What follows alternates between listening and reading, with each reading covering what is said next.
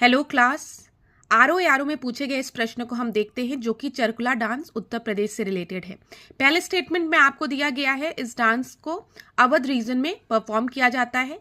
दूसरे स्टेटमेंट में आपको दिया गया है In this dance, veiled women balancing large multi-tiered circular wooden pyramid on their head dance to song about Krishna। इसमें से बोला गया है कि आपका कौन सा स्टेटमेंट सही है।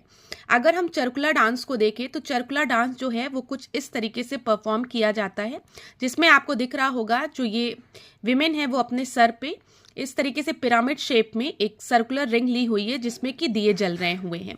तो यहाँ पर अगर हम इस प्रश्न को अब देखें तो दोनों ही स्टेटमेंट में से आपका जो पहला स्टेटमेंट है वो आपका गलत है। क्यों?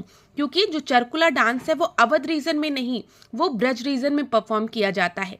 लेकिन दूसरा स्टेटमेंट जो आपको दिया गया है, circular wooden pyramid on their head, जो और किस सॉन्ग पे डांस करती हैं, कृष्णा से रिलेटेड सॉन्ग पे डांस करती हैं, ये स्टेटमेंट आपका सही है।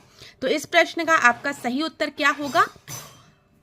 Only second is the right answer. तो आपका आंसर डी हो जाएगा यहाँ पर।